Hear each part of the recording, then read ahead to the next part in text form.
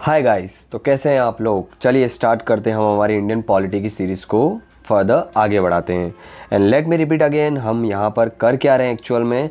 तो हम लोग यहाँ पर इंडियन पॉलिटी की जो लेटेस्ट 7th एडिशन है, किसकी, एम लक्ष्मीकांत सर की, उसे यहाँ पर क्या कर रहे हैं, chapter by chapter latest update के साथ कवर कर रहे हैं। ऑलरेडी हम 1 to 22 चैप्टर देख चुके हैं। इन चैप्टर्स के अंदर आपको अगर कोई भी कन्फ्यूज़न है तो आपको इसी चैनल पे कंप्लीट इंडियन पॉलिटी की सीरीज़ मिल जाएगी। उसके अंदर ये सारे चैप्टर्स हमने डिस्कस किए। प्रेजेंटली जो हमारा चैप्टर गोइंग ऑन है वो है चैप्टर नंबर 23 पार्लियामेंट। इसके भी हमने more than 5 to 7 lectures already ले चुके हैं, क्योंकि ये आपका सबसे बड़ा चैप्टर्स है तो इसके अंदर थोड़ा सा टाइम लग सकता है, 1 या 2 लेक्चर और लगने वाले हैं। प्रेजेंटली हम जिस चैप्टर के 23 चैप्टर्स के जिस टॉपिक पे पहुँचे वो है पार्लियामेंट के कुछ मल्टी फंक्शनल रोल होते हैं अलग अलग डोमेन के अंदर, उस पर।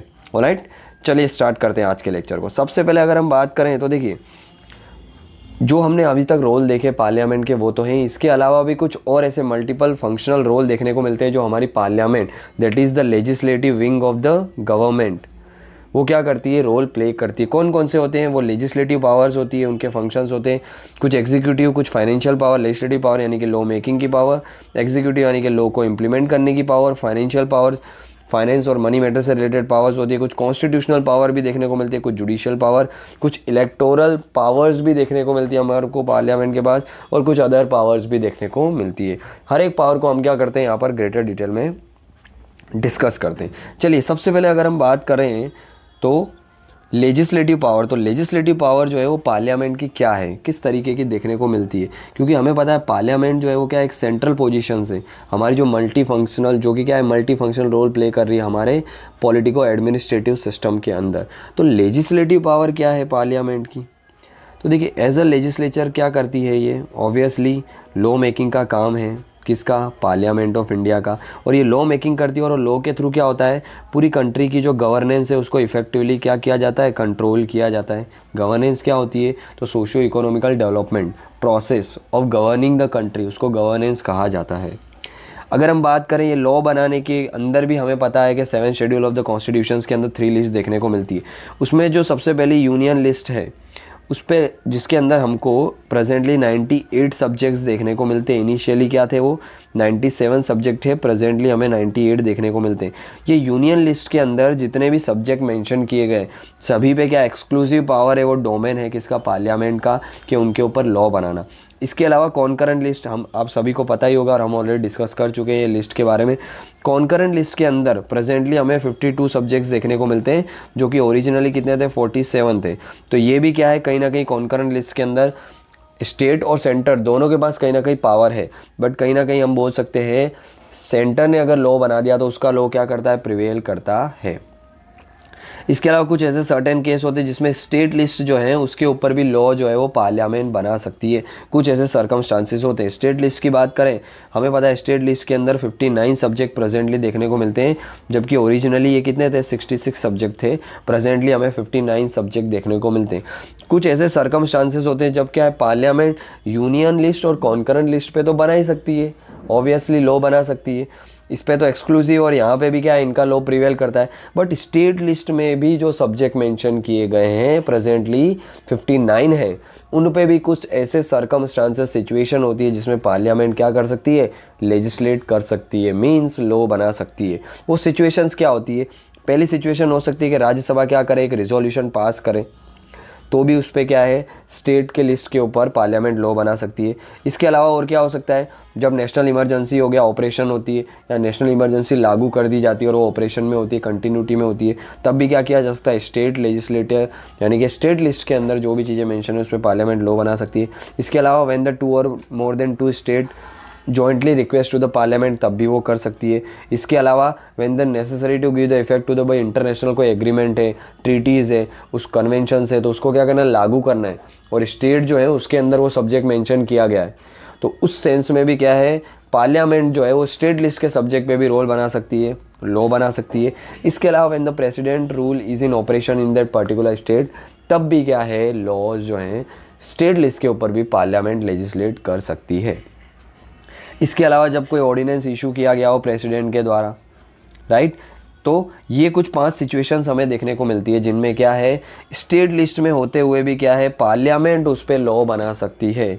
ये क्या है, एंटी फेडरल फीचर्स है, बट यस कुछ ऐसे इंपॉर्टेंट चीज़ें हैं जब पार्लियामेंट के हाथ में पावर होनी चाहिए एक्चुअल में वो सिचुएशन को हैंडल करने के लिए, और इसीलिए क्या है, ये पावर दी गई है हमारी पार्लियामेंट को कि वो स्टेट लेजिस्लेचर के डोमेन में जाके भी फेडरल प्रिंसिपल ऑफ फेडरलिज्म जो है, फेडरलिज्म के कॉन्सेप्ट को वायलेट करके भी लॉ बना सकती है स्टेट लिस्ट पे। तो ये चीज़ें देखने को मिलती है।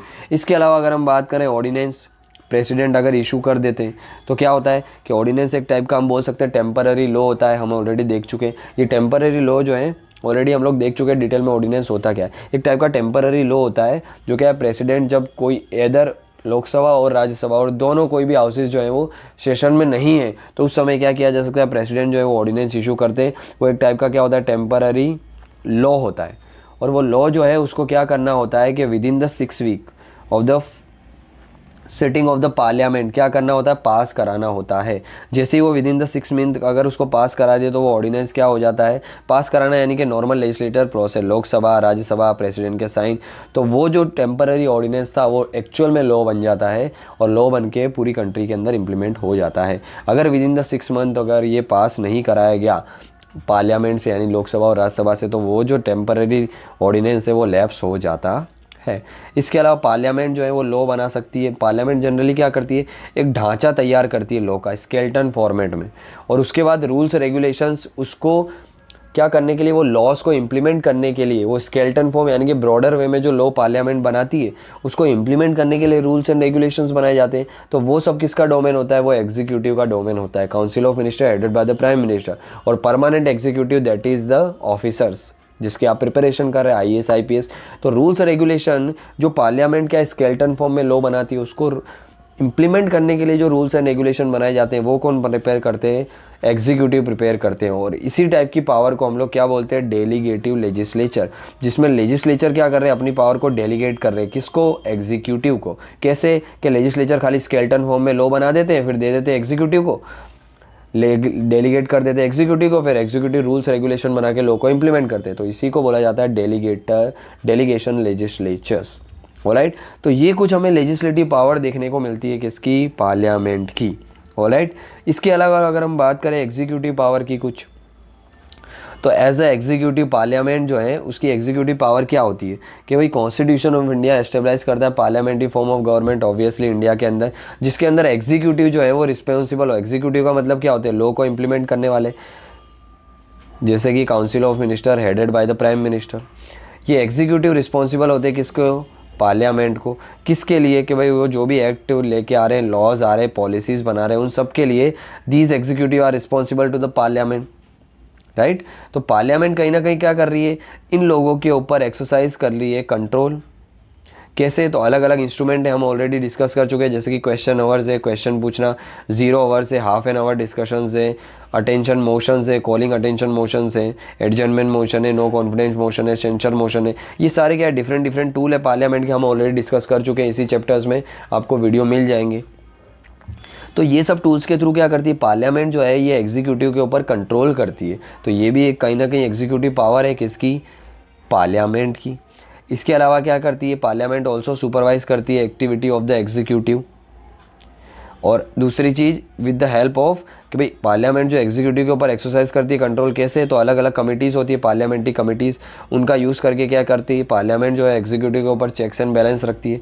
इसके अलावा हमें पता है काउंसिल ऑफ मिनिस्टर हेड और प्राइम मिनिस्टर ये कलेक्टिवली रिस्पॉन्सिबल किसके लिए, पार्लियामेंट के लिए इन जनरल और लोकसभा के लिए इन पर्टिकुलर। ये याद रखना कि council of minister headed by the prime minister is collectively responsible to the parliament in general and Lok Sabha in particular. तो ये स्टेटमेंट याद रखनी है आपको, बहुत इंपॉर्टेंट है। इसके अलावा as a part of the collective responsibility, इसका मतलब क्या है कि इंडिविजुअल रिस्पॉन्सिबिलिटी क्या होती है ईच मिनिस्टर की, उसके पर्टिकुलर डिपार्टमेंट और मिनिस्ट्री की होती है। क्योंकि एक पर्टिकुलर मिनिस्टर है, जैसे कि हेल्थ मिनिस्टर है, वो पूरी हेल्थ मिनिस्ट्री का क्या है, कहीं ना कहीं इंचार्ज है। तो सारी अल्टीमेट रिस्पॉन्सिबिलिटी उस मिनिस्ट्री की, उस पर्टिकुलर मिनिस्टर के ऊपर है। और वो उसकी अकाउंटेबिलिटी किसके लिए, प्राइम मिनिस्टर के लिए। और प्राइम मिनिस्टर की अकाउंटेबिलिटी किसके लिए, कहीं ना कहीं लोकसभा यानी कि पार्लियामेंट के लिए देखने को मिलती है। और हमें पता है कहीं ना कहीं इसका मतलब यही होता है कि ये जो एग्जीक्यूटिव है वो कंटिन्यू रहेंगे ऑफिस में कब तक, जब तक उनको मेजोरिटी मेंबर का सपोर्ट होगा, मोर देन 50% सीट होनी चाहिए, तभी तो गवर्नमेंट फॉर्म होती है। और टिक भी तभी तक सकती है जब तक मोर देन 50% का सपोर्ट हमें देखने को मिलता है। और अगर रिमूव करना है काउंसिल ऑफ मिनिस्टर को तो ऑब्वियसली पार्लियामेंट ही रिमूव कर सकती है। कैसे कर सकती है, तो अगेन उसके लिए हमें पता है क्या होती है, नॉन कॉन्फिडेंस मोशन या नो कॉन्फिडेंस मोशन देखने को मिलती है, वो भी पार्लियामेंट के अंदर ही लाई जाती है, जिससे क्या किया जाता है, काउंसिल ऑफ मिनिस्टर यानी कि एग्जीक्यूटिव को रिमूव भी किया जाता है। तो ये कुछ पार्लियामेंट की एग्जीक्यूटिव पावर हमें देखने को मिलती है। ऑलराइट, इसके अलावा अगर लोकसभा के अंदर, लोकसभा के पहली चीज़ तो नो कॉन्फिडेंस मोशन यानी कि एग्जीक्यूटिव जो है प्राइम मिनिस्टर और उनकी काउंसिल ऑफ मिनिस्टर, अगर इनको रिमूव करना है तो लोकसभा के अंदर ही रिजोल्यूशन पास किया जाता है। अब किस तरीके से, क्या क्या मेथड होती है रिमूव करने की एग्जीक्यूटिव्स को, तो ऑब्वियसली पहली तो चीज़ क्या है, by not passing a motion of a things on the president in the inauguration, यानी Lok Sabha can also express the lack of confidence in the government in the following ways. किस तरीके से लोकसभा जो कि पार्लियामेंट का पार्ट होती है वो लेक ऑफ कॉन्फिडेंस जो है वो किस में बता सकती है, गवर्नमेंट में। किस तरीके से, तो कुछ तरीके होते हैं, जैसे कि बात करें पहली चीज़, by not passing a motion of thanks on the president's inaugural address पर न्यूली कॉन्स्टिट्यूटेड लोकसभा आती है कभी भी 5 साल में, जो इलेक्शंस के बाद न्यूली कॉन्स्टिट्यूटेड लोकसभा है तो उसके अंदर क्या करते हैं, उसको प्रिजाइड करते हैं कौन, प्रेसिडेंट, फिर वो प्रिजाइड कर देते हैं। उसके बाद क्या होती है, मोशन ऑफ थैंक्स होता है, वोटिंग्स होती है। अगर वो पास नहीं हो पा रही इसका मतलब क्या है, गवर्नमेंट में कॉन्फिडेंस नहीं है। मनी बिल को रिजेक्ट किया इसका मतलब भी क्या है, गवर्नमेंट में कॉन्फिडेंस नहीं है। By passing a censure motion, again government में कॉन्फिडेंस नहीं है तो उनको रिमूव किया जा सकता है सेंसर मोशन के द्वारा, उनके काम को सेंसर किया जाता है। और सेंसर मोशन पास होती है सीधा नो कॉन्फिडेंस मोशन आती है, वो पास होती है तो गवर्नमेंट हैज़ टू रिज़ाइन। इसके अलावा by defeating the governments on the vital issues, ये भी किया जा सकता है by passing the cut motion, इसके थ्रू भी क्या किया जा सकता है, कहीं ना कहीं गवर्नमेंट जो है यानी कि एग्जीक्यूटिव है, that is the prime minister and his or her council of minister can be remove by the parliament, particularly by the Lok Sabha. Alright, तो ये कुछ एग्जीक्यूटिव पावर देखने को मिलती है किसकी, पार्लियामेंट को, जो कहीं ना कहीं एग्जीक्यूटिव जो है उनके ऊपर चेक्स एंड बैलेंस रख रही है। ऑलराइट, इसके अलावा अगर हम बात करें कुछ फाइनेंशियल पावर की, तो फाइनेंशियल पावर क्या होती है, तो ऑब्वियसली भाई कोई भी पार्लियामेंट की फाइनेंशियल पावर क्या है कि कोई भी टैक्स कि नो टैक्स कैन बी लीवी और द कलेक्ट, कोई भी टैक्स जो है वो ना लगाया जा सकता है ना ही उसके पैसे कलेक्ट किए जा सकते हैं। कोई भी ऐसे एक्सपेंडिचर जो है वो निकाले नहीं जा सकते हैं एग्जीक्यूटिव के द्वारा, कब तक, जब तक कि पार्लियामेंट का अप्रूवल ना मिले। और सबसे बेस्ट इसकी चीज़ क्या है, बजट। बजट में भी अपने vote on account, vote on account जब तक पास नहीं होता तब तक गवर्नमेंट क्या है, टेम्पररी पर्पस के लिए 2 मंथ के लिए क्या नहीं कर सकती, एक्सपेंडिचर नहीं कर सकती। ये चीज़ें हमने लास्ट टू लास्ट लेक्चर में पढ़ी थी पार्लियामेंट के, आप देख सकते हैं बजट वाला पूरा लेक्चर्स। तो ये चीज़ें हमें देखने को मिलती है कि पार्लियामेंट का कंट्रोल देखने को मिलता है किसके ऊपर, कहीं ना कहीं एग्जीक्यूटिव के ऊपर, कि पार्लियामेंट के अप्रूवल के बिना वो बजट के पैसे या कोई भी ऐसे एक्सपेंडिचर जो है वो नहीं कर सकते, कोई टैक्स नहीं लगा सकते, कोई टैक्स के मनी कलेक्ट नहीं कर सकते, कंसोलिडेटेड फंड ऑफ इंडिया में से पैसे नहीं निकाल सकते without the approval of the parliament. इसके अलावा पार्लियामेंट जो है ऑल्सो स्क्रूटनाइज करती है गवर्नमेंट को कि वो कितना स्पेंड कर रहे हैं, फाइनेंशियल परफॉर्मेंस कैसी है, with the help of the financial committees. अलग अलग कमिटीज़ के थ्रू पार्लियामेंट क्या करती है, उन पे चेक्स एंड बैलेंस रखती है गवर्नमेंट पे, जैसे कि पब्लिक अकाउंट कमिटीज़ है, इसके अलावा एस्टीमेट कमिटीज़ देखने को मिलती है, इसके अलावा कमिटी ऑन पब्लिक अंडरटेकिंग। तो ये कुछ कमिटीज़ है जिसके थ्रू क्या करिए, पार्लियामेंट जो है वो एग्जीक्यूटिव के ऊपर चेक्स एंड बैलेंस रखिए कि भाई मन फाए ऐसे पैसे आप नहीं निकाल सकते, you have to be accountable to the parliament, you have to take the permission of the parliament, and these are the various committees through which the parliament put or keeps the checks and balance on the activities of the executive in the financial domain. इसके अलावा they bring out the cases of the illegal, irregular, unauthorise, improper uses. तो उसके लिए भी क्या है, parliament जो है वो रिस्पॉन्सिबल ठहरा सकती है किसको, तो गवर्नमेंट को यानी कि एग्जीक्यूटिव को। इसीलिए हम बोल सकते हैं the parliamentary control over the executive in the financial matter operate in the 2 stage. 2 type से क्या है, कहीं ना कहीं फाइनेंशियल मैटर में पार्लियामेंट जो है वो क्या करती है, अकाउंटेबल ठहराती है किसको, एग्जीक्यूटिव को। फर्स्ट क्या हो सकता है, बजटरी कंट्रोल, मतलब control before the appropriation of the grant through the enactment of the budget. तो बजट एक बेस्ट क्या है, एग्जांपल है जो कि पार्लियामेंट्री कंट्रोल बताता है ओवर द एग्जीक्यूटिव। भाई बजट को पास करना होता है ना, उसके बाद ही एक्सपेंडिचर किए जा सकते हैं। इसके अलावा पोस्ट बजटरी कंट्रोल की बात करें तो वेरियस कमिटीज़ हैं, ये वाली तीनों, public account committee, estimate committee and the public committee on the public undertaking. ये कमेटी क्या है, पोस्ट बजटरी कंट्रोल बोल सकते हैं हम लोग, किसके ऊपर, एग्जीक्यूटिव के ऊपर। तो इस तरीके से कहीं ना कहीं क्या है, फाइनेंशियल पावर देखने को मिलती है हमको, किसकी, तो ऑब्वियसली पार्लियामेंट की।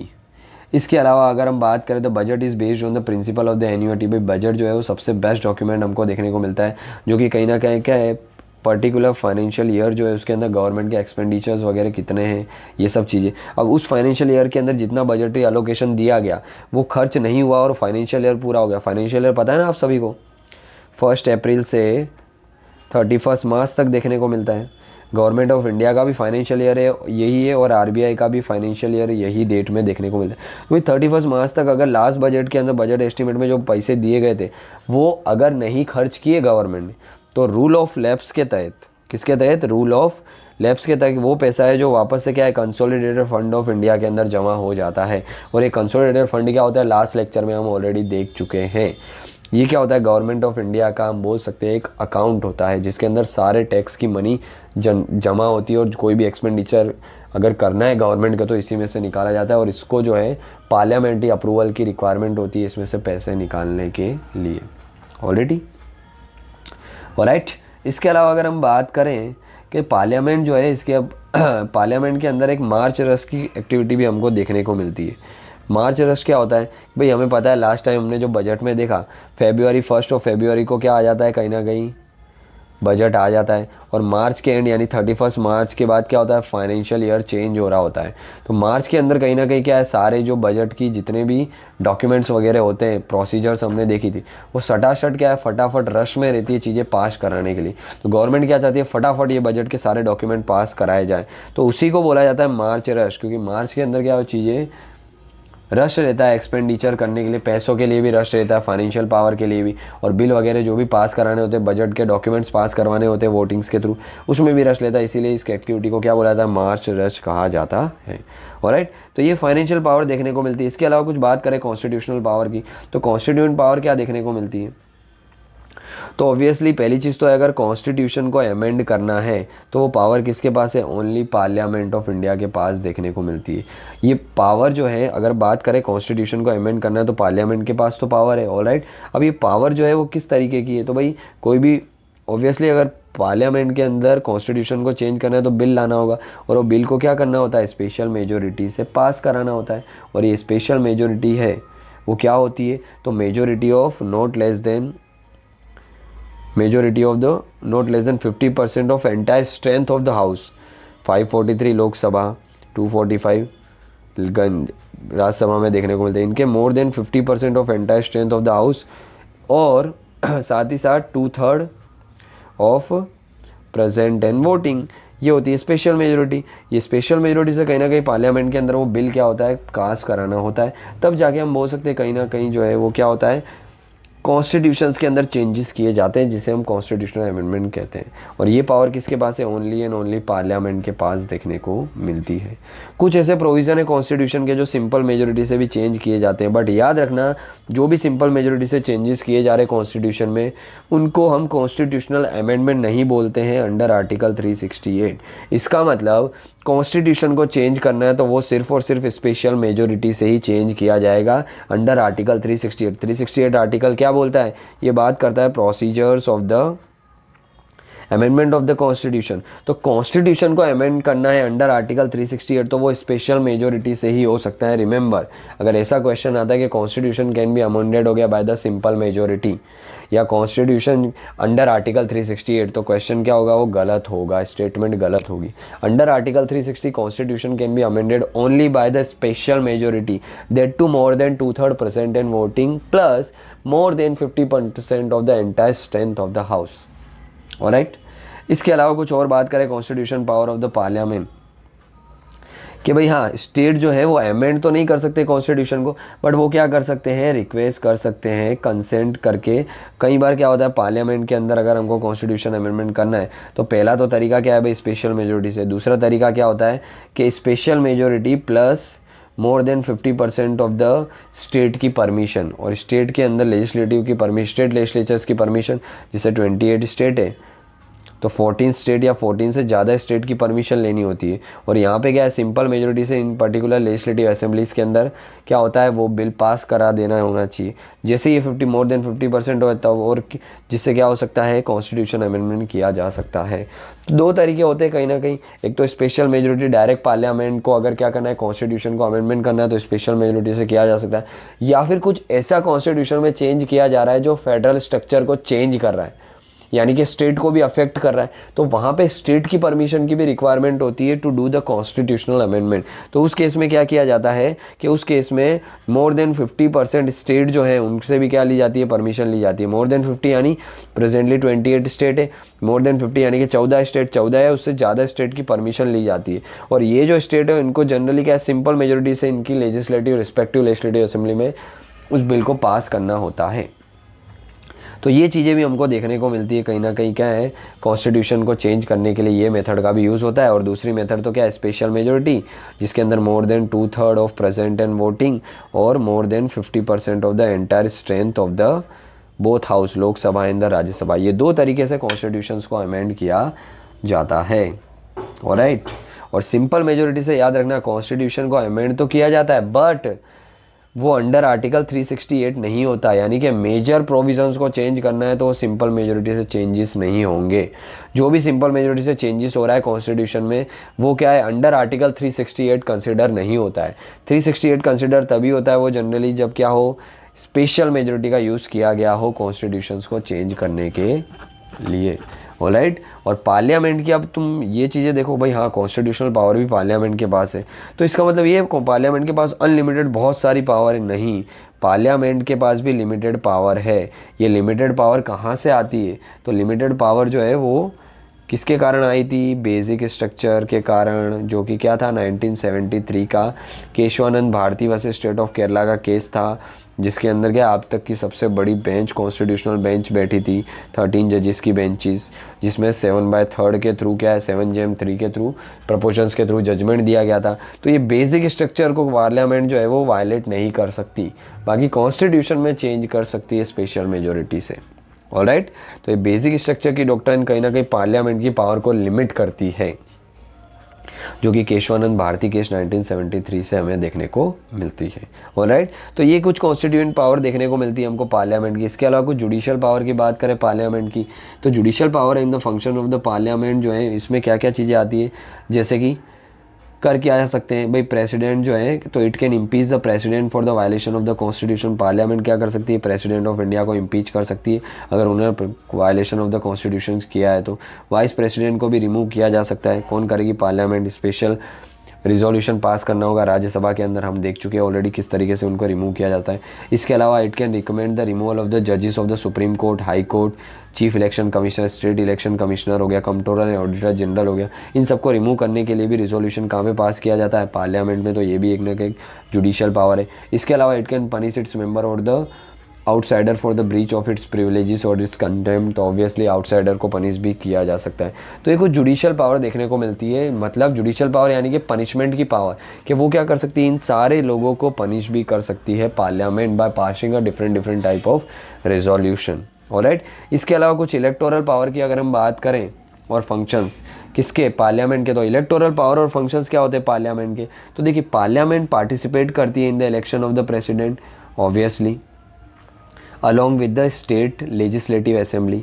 तो प्रेसिडेंट के इलेक्शन में पार्लियामेंट और state legislative assembly, MLAs and MPs दोनों क्या करते हैं, पार्टिसिपेट करते हैं। हम देख चुके इलेक्टेड एमपीज एंड एमएलएस।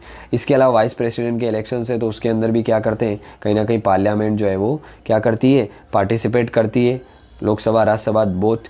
इसके अलावा लोकसभा क्या करती है, अपने स्पीकर हैं, डेप्यूटी स्पीकर हैं, और राज्यसभा के अंदर डेप्यूटी चेयरमैन है, उनको क्या करती है, इलेक्ट करती है। तो ये भी कहीं ना कहीं क्या इलेक्टोरल पावर ही है पार्लियामेंट की। इसके अलावा parliament is also authorise to make the laws to regulate the elections to the office of the president हो गए, वाइस प्रेसिडेंट हो गए, both the houses of the parliament, that is Lok Sabha Rajya Sabha हो गया, स्टेट की लेजिस्लेटिव असेंबलीज हैं, इन सभी के इलेक्शंस के लिए न्यू रूल्स बनाना, रेगुलेट करना, वो भी कहीं ना कहीं क्या है, इलेक्टोरल पावर है ऑफ द पार्लियामेंट।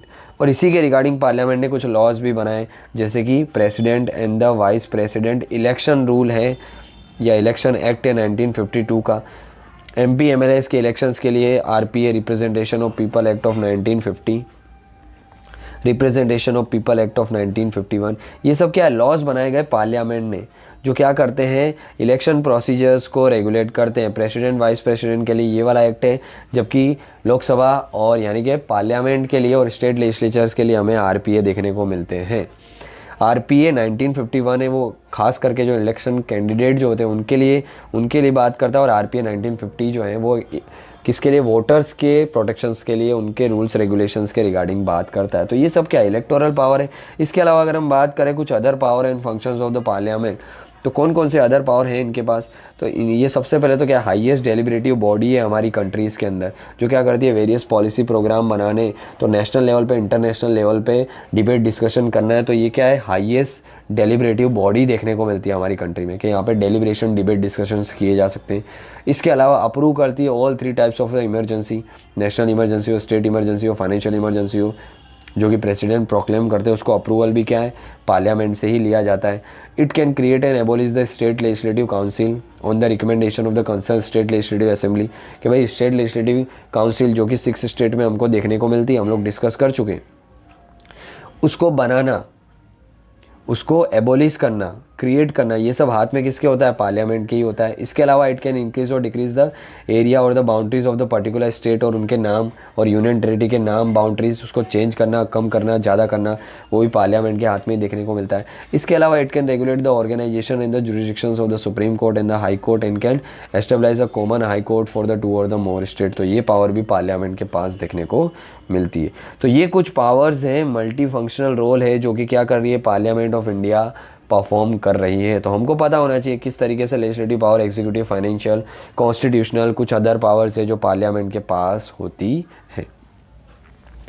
ऑलराइट, इसके अलावा अगर हम बात करें नेक्स्ट टॉपिक की, तो इनइफेक्टिवनेस ऑफ द पार्लियामेंट्री कंट्रोल। भाई हमने देखा हाँ पार्लियामेंट के पास इतनी सारी पावर है, ये सारी पावर्स पार्लियामेंट के पास देखने को मिलती है, तो क्या इसका मतलब power, parliament all the more powerful है? क्या रियलिटी में पावर है इतनी पार्लियामेंट्स के पास, जो इतनी सारी हम पढ़ रहे हैं, बुक्स में लिखी गई है, कॉन्स्टिट्यूशन में लिखी गई, तो क्या रियलिटी में इतनी पावर है? चेक करते हैं। तो अब इनइफेक्टिवनेस ऑफ द पार्लियामेंट्री कंट्रोल क्या बताता है हमें, कि भाई ये पावर जो है वो बुक्स के अंदर ज़्यादा है। मेजोरिटी पावर तो हमें किसके पास देखने को मिलती है, एग्जीक्यूटिव के पास देखने को मिलती है, that is the prime minister and his और आवर काउंसिल ऑफ मिनिस्टर। क्यों? क्योंकि ज़्यादातर पार्लियामेंट में चीज़ें जो है वो सिंपल मेजोरिटी से पास करके कर दी जाती है। Ordinary bill, finance bill, simple majority, money bill, simple majority, तो सिंपल मेजोरिटी से सारी परमिशन ले ली जाती है, और सिंपल मेजोरिटी एग्जीक्यूटिव के पास होती है, तभी तो गवर्नमेंट फॉर्म कर रहे हैं। तो कहीं ना कहीं एक्चुअल ग्राउंड रियलिटी ये है कि प्राइम मिनिस्टर, उनकी council of minister, that is the executive, उनके पास ज़्यादा पावर है एज़ कम्पेयर टू पार्लियामेंट के। लिखी भले बहुत सारी पावर जाती है जो हमने पढ़ी अभी, legislative, executive, judiciary, electoral, constituent, but actual में पावर तो इन्हीं के पास है ना, एग्जीक्यूटिव के पास। जैसे कि parliamentary control over the government and the administration in India is more theoretical देखने को मिलता है देन द प्रैक्टिकल। रियलिटी में कंट्रोल, इफेक्टिव कंट्रोल किसके पास देखने को मिलता है हमको, इन लोगों के पास देखने को मिलता है। कुछ फैक्टर इसके लिए रिस्पॉन्सिबल है। क्या क्या फैक्टर रिस्पॉन्सिबल है इन इफेक्टिवनेस ऑफ द पार्लियामेंट के लिए, कि भाई पार्लियामेंट इतना प्रभावशाली रूप से काम नहीं कर पा रही है। तो रिस्पॉन्सिबिलिटी, तो ये कुछ फैक्टर्स है। जैसे कि हम बात करें, parliament has neither the time nor the expertise to control the administrations of the इतनी कॉम्प्लेक्सिटी का एक्सपर्टीज़ भी नहीं है, टाइम भी नहीं है इतना कंट्रोल करने के अलावा। इसके अलावा कोई फाइनेंशियल कंट्रोल जो है वो भी क्या है, कुछ टेक्निकल नेचर्स का होता है, जो पार्लियामेंटेरियन है, एक्सपर्ट्स तो होते नहीं, तो उनको पता भी नहीं होता है, फुल्ली अवेयर भी नहीं होते। तो इस कारण क्या होता है, पार्लियामेंट का फाइनेंशियल कंट्रोल भी इतना कोई एकदम टाइट हमें नहीं देखने को मिलता है, क्योंकि टेक्निकलिटी ज़्यादा इन्वॉल्व होती है। समझ रहे हो? जैसे कि बात करें हम लोग ग्रांट्स की बात करें, अलग अलग टाइप की ग्रांटें पास करवानी है, तो उसके लिए एग्जीक्यूटिव क्या करते हैं, गिलिटिन मोशन लाके तुरंत सारी ग्रांट जो है, सारे जो बजटरी डॉक्यूमेंट है उसको पास करा के ले जाते हैं। तो एग्जीक्यूटिव क्या कर रहे हैं, कहीं ना कहीं इसका मिसयूज़ करते हैं, क्योंकि पार्लियामेंट में जो बैठे हैं लोग वो जर्नलिस्ट है, एक्सपर्टीज़ तो है नहीं उनके पास फाइनेंशियल मैटर में, तो इसके कारण भी पार्लियामेंट इनइफेक्टिव देखने को मिलती है। इसके अलावा legislative leadership lies with the executive, और एग्जीक्यूटिव रोल प्ले करते हैं सबसे इंपॉर्टेंट ये वाले प्राइम मिनिस्टर, उनके काउंसिल ऑफ मिनिस्टर। इसके बाद very size of the parliament is too large and unmanageable to be effective. भाई इतनी बड़ी साइज़ है, 543, 250, इतनी बड़ी साइज़ के एमपीज़ हैं यहाँ पे, तो उनको मैनेज करना कहीं ना कहीं क्या होता है, इनइफेक्टिव भी हो जाता है कई बार। मेजोरिटी सपोर्ट देखने को मिलता है एग्जीक्यूटिव के पास, तो सारे बिल्स हैं, रूल्स रेगुलेशंस हैं, उनको पास करा के ले जाते हैं ये लोग सिंपल वे में। इसके अलावा तो फाइनेंशियल कमेटी, जैसे कि पब्लिक अकाउंट कमेटी हो गई, पब्लिक एक्सपेंडिचर कमेटी, वो सब एग्जामिन करने कब आती है, जब ऑलरेडी एक्सपेंडिचर इनकर हो चुके होते, खर्चा हो चुका होता है, बाद में ये ऑडिट करती है, तो इसका कुछ इतना कोई फ़ायदा देखने को मिलता नहीं। गिलिटिन मोशन लाके सारे बिल जो है या फिर सारे हम बोल सकते हैं बजटरी डॉक्यूमेंट को एक साथ बिना डिबेट डिस्कशन करे एग्जीक्यूटिव पास करा के ले जाते हैं, क्योंकि उनके पास सिंपल मेजोरिटी है। तो ये भी क्या है, कहीं ना कहीं पार्लियामेंट की इनइफेक्टिवनेस ही बताता है। इसके अलावा frequent promulgation of the ordinance, president क्या करते हैं भाई, एक हाउस को डिसॉल्व किया और क्या कर दिया, तुरंत ऑर्डिनेंस प्रमलगेट कर दिया, जो पार्लियामेंट की पावर को कहीं ना कहीं कम कर रहा है। क्योंकि ऑर्डिनेंस का मतलब क्या है, टेम्पररी लॉ, और लॉ बनाने की पावर किसके पास है, लेजिस्लेचर के पास। और लेजिस्लेचर कौन है, पार्लियामेंट है। तो पार्लियामेंट के पास है लॉ बनाने की पावर, पर ऑर्डिनेंस बना बना के बार बार प्रमलगेट करके क्या किया जा रहा है, पार्लियामेंट की पावर को कम किया जा रहा है। इनइफेक्टिवनेस ये है पार्लियामेंट की कहीं ना कहीं। इसके अलावा parliamentary control is a sporadic, general और मोस्टली पॉलिटिकल इन नेचर देखने को मिलता है। इसके अलावा lake of strong in the steady opposition in the parliament, ये भी क्या है, एक टाइप का सेटबैक है पार्लियामेंट के लिए। पर अभी जो प्रेजेंटली लोकसभा है हमारी, उसके अंदर तो अपोजिशन है, स्ट्रॉन्ग है। बट इससे पहले की जो 2 लोकसभा थी उसमें अपोजिशन के रोल हमने देखे थे कैसे थे, बहुत ही इनफेक्टिव थे। अभी अपोजिशंस के रोल हैं, पर अभी भी अपोजिशन जो है वो क्या है, कंस्ट्रक्टिव वे में क्रिटिसिज्म नहीं करते गवर्नमेंट का, वो क्या करते हैं, अननेसेसरी जो है हमें एडजर्नमेंट देखने को मिलते हैं, लोकसभा में भी राज्यसभा में। तो ये चीज़ें भी हैं। तो ये चीज़ें कहीं ना कहीं क्या बता रही है, इनइफेक्टिवनेस के भाई पार्लियामेंट जो है वो प्रभावशाली ढंग से काम नहीं कर पा रही इन सब रीज़न के चलते। तो ये चीज़ें कहीं ना कहीं क्या होती है, हमें पता होनी चाहिए। ऑलराइट, तो यहीं तक रखते हैं हम लोग आज का लेक्चर। अब कुछ 2 टॉपिक जैसे हमारे रहते हैं, 2-3 छोटे छोटे टॉपिक हैं जिनको हम लोग नेक्स्ट लेक्चर में कवर करेंगे, और हमारे पार्लियामेंट का जो चैप्टर है, चैप्टर नंबर 23, उसे क्या करेंगे, कंक्लूड करेंगे। ऑलराइट, एक टॉपिक है position of the Rajya Sabha in parliamentary privileges and sovereignty of the parliament. ये 3 टॉपिक है जो हम क्या करेंगे, नेक्स्ट लेक्चर्स में देखने वाले हैं। ऑलराइट, तो चलिए हम तो आज का लेक्चर यहीं तक रखते हैं। आई होप आपको चीज़ें समझ आई होगी। अगर समझ आई है, कुछ चीज़ें सीखने को मिली है, और फर्स्ट टाइम आप विजिट कर रहे हैं हमारे चैनल पे, तो प्लीज़ वीडियो को लाइक कर दीजिए, शेयर करिए और सब्सक्राइब कर लीजिए चैनल को, फर्स्ट टाइम विजिट कर रहे हैं तो, ताकि हम क्या कर सकें, इस पॉलिटी की सीरीज़ को कंप्लीट कर सकें और मुझे भी मोटिवेशंस आए और हम हमारी जो ये कम्युनिटी है उसको आगे बढ़ा सकें। ऑलराइट, चलिए तो मिलते हैं इसके साथ नेक्स्ट लेक्चर में। तब तक के लिए जय हिंद।